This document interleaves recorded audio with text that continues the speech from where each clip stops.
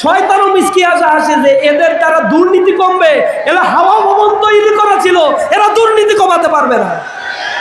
জালিম যারা হয়ে উঠেছে, এই নব্য জালিমদের বাংলাদেশে আর জায়গা দেওয়া হবে না।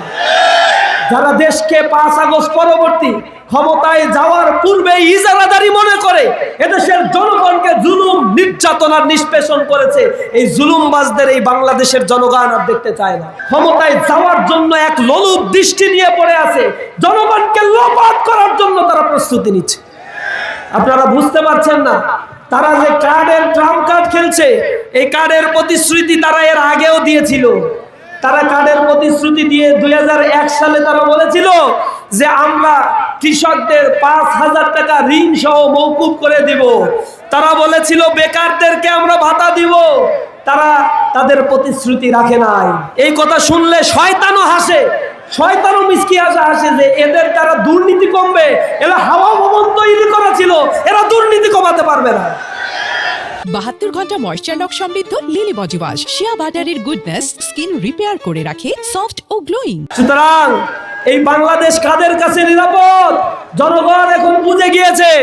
তারা বলেছিল এই বাংলাদেশে তারা দারিদ্রতা কমাবে, তাদের 10 বছরের শাসন আমলে দারিদ্র সীমা গ্রাজুয়ালি বৃদ্ধি পেয়েছে, তারা দারিদ্রতা কমাতে পারে না।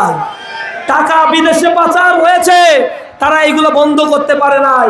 সুতরাং তারা বাংলাদেশে আসলে কিভাবে বাংলাদেশ পরিচালনা করবে তা ইতিমধ্যেই তারা দেখিয়ে দিয়েছে। সুতরাং পুরানো বন্দোবস্ত আমরা আর চাই না, এই বাংলাদেশে এখন নতুন বন্দোবস্ত হবে ইনশাআল্লাহ। তারা বলেছিল দ্রব্যমূল্যের দাম কমাবো, সিন্ডিকেট কমাবো, পারে নাই।